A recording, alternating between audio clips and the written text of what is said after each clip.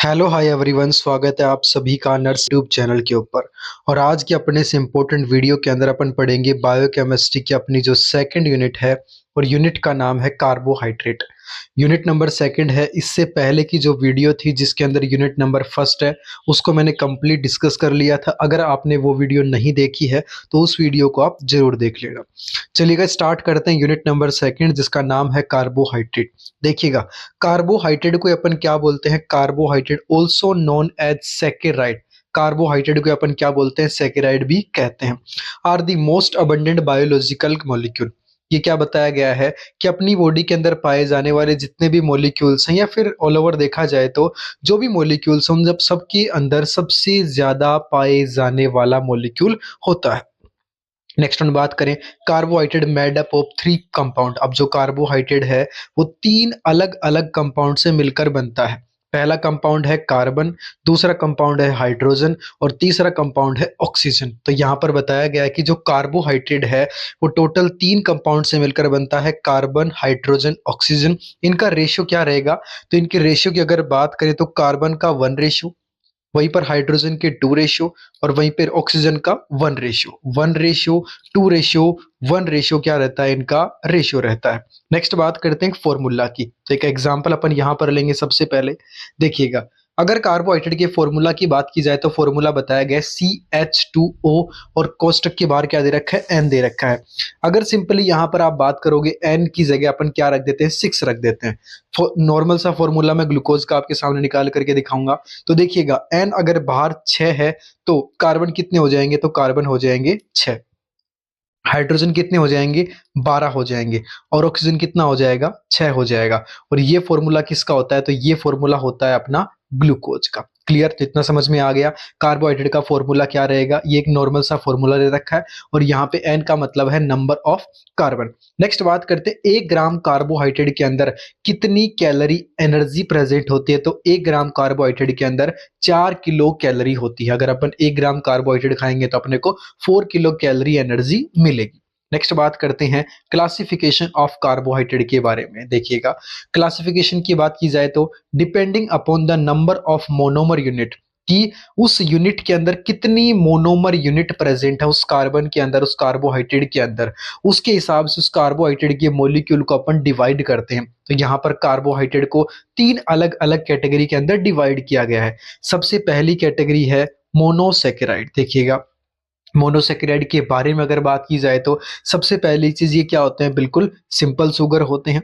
Next one, इन्हीं के अंदर क्या होता है? एक तो एल्डिहाइड डेरिवेटिव होता है, और एक क्या होता है? कीटोन डेरिवेटिव होता है। क्लियर? समझ में आया? मोनोसेकेराइड एक सिंपल सुगर है, और ये एल्डिहाइड और कीटोन के डेरिवेटिव होते हैं। अगर आगे बात की जाए नेक्स्ट वन यहाँ पर इनके क्लासिफिकेशन की, तो इनके क्लासिफिकेशन के अंदर देखिएगा, according to the chemical nature, chemical nature के हिसाब से। और केमिकल नेचर कौन सा? जो कार्बोनाइल ग्रुप है, जिसको डिवाइड किया गया है दो अलग अलग ग्रुप के अंदर, एल्डोज और कीटोज। अब देखिएगा, एल्डोज और कीटोज के बारे में अपन यहां पर देखते हैं। एल्डोज की बात की जाए तो ऐसी सुगर जिसके अंदर क्या प्रेजेंट होगा? एल्डिहाइड ग्रुप प्रेजेंट होगा उस कार्बन के अंदर, फॉर एग्जांपल ग्लूकोज। और नेक्स्ट है कीटोज, यहाँ पे SES कर लेना। इसमें बताया गया कि ऐसा सुगर जिसके अंदर क्या प्रेजेंट होगा? जिसके अंदर उस कार्बन के ऊपर कीटोन ग्रुप, कीटोन ग्रुप किस तरीके से आता है? इस तरीके से होता है। एल्डिहाइड का इस तरीके से CHO लगा होता है। क्लियर? तो यहां पर क्या प्रेजेंट होगा? अगर कीटोन ग्रुप प्रेजेंट है कार्बन के ऊपर तो वो कौन से कैटेगरी के अंदर आएगा? कीटोज के अंदर। और अगर एल्डिहाइड ग्रुप प्रेजेंट है कार्बन के अंदर तो कौन से कैटेगरी के अंदर आ जाएगा? एल्डोज के अंदर आ जाएगा। और इसका एग्जाम्पल हो गया फ्रक्टोज। क्लियर? इतना आपको समझ में आया? नेक्स्ट वन यहां पर बात करें कि according to number of carbon atom, carbon कितने प्रेजेंट हैं, इसके हिसाब से भी मोनोसेकेराइड को अलग अलग डिवाइड किया गया है। जैसे कि triose, tetrose, pentose, hexose. Triose का मतलब क्या है? कि ऐसा कार्बोहाइड्रेट या मोनोसेकेराइड यूनिट, उसके अंदर कार्बन के एटम कितने प्रेजेंट होंगे? 3 प्रेजेंट होंगे, और ये सबसे छोटा मोनोसेकेराइड होता है। फॉर एग्जाम्पल ग्लिसरैल्डिहाइड और डाईहाइड्रोक्सी एसीटोन। नेक्स्ट, टेट्रोज की बात की जाए तो इसके इस यूनिट के अंदर कितने कार्बन प्रेजेंट होंगे? 4 कार्बन के एटम प्रेजेंट होंगे। फॉर एग्जाम्पल इरिथ्रोज, और इसके अलावा इरिथ्रुलोज। नेक्स्ट बात की जाए तो नेक्स्ट बताया गया है पेंटोज। और पेंटोज में नाम से क्लियर है, आप सभी को पता होगा, ऐसा कार्बोहाइड्रेट या मोनोसेकेराइड जिसके अंदर 5 कार्बन एटम प्रेजेंट होंगे, जैसे कि राइबोज और जाइलुलोज। नेक्स्ट हेक्सोज की बात की जाए तो जिसके अंदर 6 कार्बन के एटम प्रेजेंट होते हैं, फॉर एग्जाम्पल ग्लूकोज और इसके अलावा फ्रक्टोज। क्लियर। तो यहाँ पर ये अपन ने बात कर ली मोनोसेकेराइड की, एक दो लाइन और है जिनके बारे में देख लेते हैं। तो सिंपली यहाँ पर क्या बताया गया कि ग्लूकोज को ही क्या बोलते हैं, डेक्सट्रोज भी बोलते हैं, और नॉर्मली इसको अपनी बॉडी के अंदर एज ए एनर्जी के सोर्स के तौर पे इसको काम में लिया जाता है। जब आप हॉस्पिटल में जाओगे तो वहां पे मरीजों को आप डेक्सट्रोज लगाओगे, और वो डेक्सट्रोज क्या काम करेगा, अपनी बॉडी के अंदर एनर्जी देने का काम करता है। Next one galactose. गैलेक्टोज भी क्या होता है, एक तरीके से मिल्क शुगर का पार्ट होता है, जिसको अपन क्या बोलते हैं, दूध में पाई जाने वाली सबसे ज्यादा जो शुगर है वो कहते हैं गैलेक्टोज। फ्रक्टोज क्या होता है, फ्रक्टोज जो फ्रूट शुगर होते हैं उनका एक पार्ट होता है, और इसके अंदर क्या है, फॉर एग्जांपल सुक्रोज बताया गया है। ओके, तो यहाँ पर ये अपन ने बात कर ली मोनोसेकेराइड की। क्लियर। देखिएगा एक बार वापस समझा देता हूं। सबसे पहले अपन ने यहाँ पर बात की कि कार्बोहाइड्रेट का जो क्लासिफिकेशन है, तो कार्बोहाइड्रेट का क्लासिफिकेशन मोनोमर यूनिट के हिसाब से 3 अलग अलग पोर्शन में बांटा गया है। सबसे पहले मोनोसेकेराइड, दूसरे नंबर पे आ गया ओलिगोसेकेराइड या डाइसेकेराइड, और थर्ड आ जाता है पॉलीसेकेराइड। और इसके अंदर पहली कैटेगरी मोनोसेकेराइड के बारे में यहाँ पर मैंने डिस्कस किया है।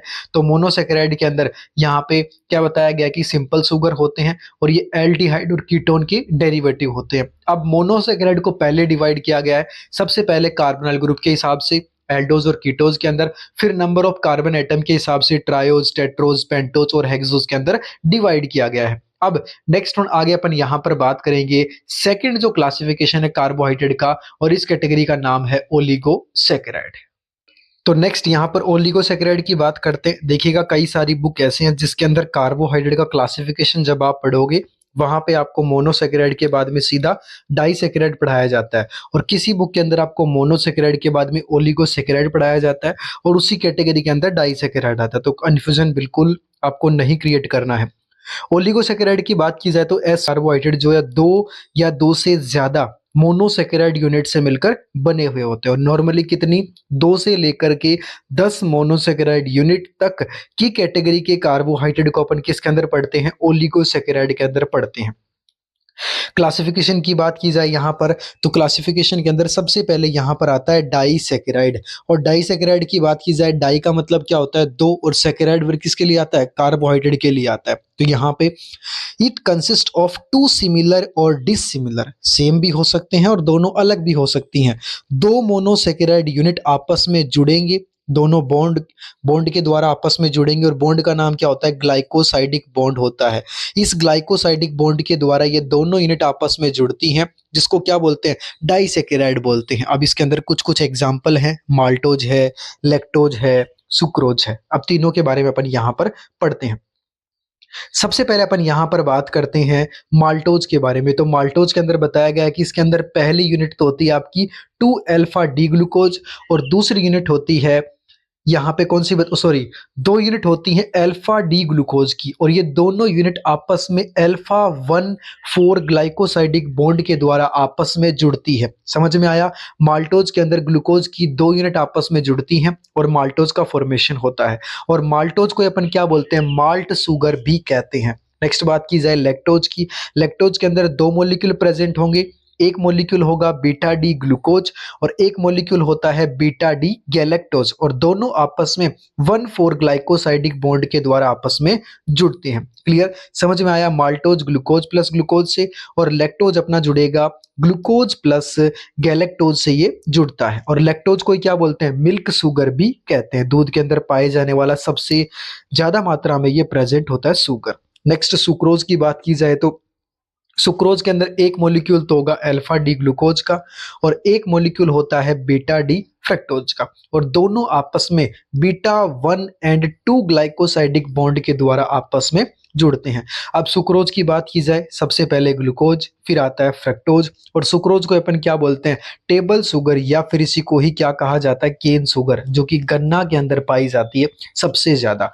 समझ में आ गया। तो यहाँ पर मैंने आपको क्या पढ़ा दिया है, पूरा का पूरा अपन ने यहाँ पर डिस्कस कर लिया है ओलिगोसेकेराइड के अंदर पहली कैटेगरी डाइसेकेराइड। डाई का मतलब मैंने क्या बताया, मोनोसेकेराइड की 2 यूनिट आपस में जुड़ती हैं ग्लाइकोसाइडिक बॉन्ड के द्वारा, जिसमें माल्टोज में 2 ग्लूकोज यूनिट हैं, लैक्टोज में ग्लूकोज प्लस गैलेक्टोज है, और सुक्रोज के अंदर अगर यहाँ पर बात की जाए तो सुक्रोज के अंदर ग्लूकोज प्लस ग्लूकोज प्लस क्या है, फ्रक्टोज की यूनिट आपस में जुड़ती हैं। अब बात करेंगे नेक्स्ट वन यहाँ पर ट्राइसेकेराइड की, और ट्राइसेकेराइड का नाम से क्लियर है कि मोनोसेकेराइड की कितनी यूनिट आपस में जुड़ेंगी, 3 यूनिट आपस में जुड़ती हैं। और टेट्रासेकेराइड के अंदर टोटल 4 यूनिट आपस में जुड़ करके क्या बनता है, टेट्रासेकेराइड बनता है।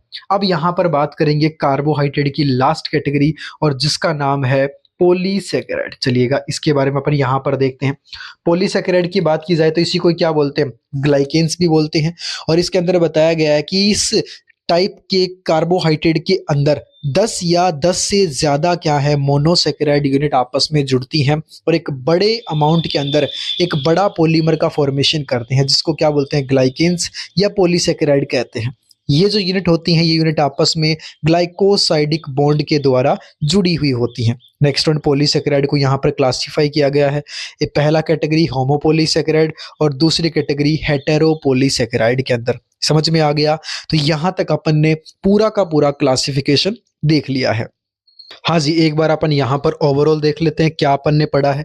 सबसे पहले मैंने आपको यहाँ पर पढ़ाया है कार्बोहाइड्रेट के बारे में। क्लियर? कार्बोहाइड्रेट के अंदर सबसे पहले अपन ने पूरा का पूरा इसका इंट्रो पढ़ लिया कि कार्बोहाइड्रेट क्या है, इसका फॉर्मूला क्या होता है। फिर मैंने यहाँ पर आपको पढ़ाए हैं टाइप्स के बारे में, और टाइप्स की यहाँ पर अगर बात की जाए, सबसे पहला टाइप अपन ने पढ़ा है मोनोसेकेराइड। मोनोसेकेराइड का क्लासिफिकेशन अपन ने देख लिया कार्बोनल ग्रुप के हिसाब से, और इसके अलावा नंबर ऑफ कार्बन एटम के हिसाब से, 2 अपन ने देखे थे। फिर सेकंड मैंने यहाँ पर क्लासिफिकेशन आपको करवाया है ओलिगोसेकेराइड का। अब डायरेक्ट आप ओलिगोसेकेराइड भी पढ़ सकते हो, अगर आपको ये दिक्कत है तो आप डाइसेकेराइड याद रख सकते हो। और डाइसेकेराइड के अंदर मैंने आपको पढ़ाया है सुक्रोज के बारे में, लैक्टोज के बारे में, और इसके अलावा माल्टोज के बारे में। और थर्ड यहाँ पर क्लासिफिकेशन अपन ने यहाँ पर देखा है पॉलीसेकेराइड, और पॉलीसेकेराइड के अंदर 2 क्लासिफिकेशन थे, होमोपॉलीसेकेराइड और इसके अलावा हेटेरोपॉलीसेकेराइड। होमो के अंदर सेम क्या होते हैं, टोटल 10 मोनोसेकेराइड यूनिट आपस में जुड़ती हैं, और हेटेरो के अंदर क्या होता है, 10 पॉलीसेकेराइड यूनिट डिफरेंट टाइप के आपस में यहाँ पर जुड़ती हैं, ग्लाइकोसाइडिक बॉन्ड के द्वारा एक पॉलीमर या ग्लाइकेन्स यहाँ पर बनाती हैं। तो मोनोसेकेराइड के अंदर क्या होता है, कार्बोहाइड्रेट की सिंगल 1 यूनिट होती है। ओलिगो के अंदर क्या बताया गया था कि 2 से लेकर के 10 क्या होती हैं, कार्बोहाइड्रेट की मोनोमर यूनिट होती हैं। और पॉली के अंदर क्या होता है, 10 से ज्यादा क्या होती है, मोनोमर यूनिट प्रेजेंट होती हैं। तो यहाँ पर ये आपका पूरा हो चुका है टॉपिक, कार्बोहाइड्रेट क्या होता है और कार्बोहाइड्रेट के कितने टाइप होते हैं। अगर किसी भी तरीके से आपको कोई भी दिक्कत आता है तो आप वीडियो के नीचे कमेंट कर सकते हैं। अगर आपको वीडियो पसंद आया तो वीडियो को लाइक कीजिएगा, चैनल पे नए आए हो तो चैनल को सब्सक्राइब कीजिएगा, और ऐसे ही इंपॉर्टेंट टॉपिक की वीडियो यहाँ पर आपको मिलती रहेंगी। Thank you.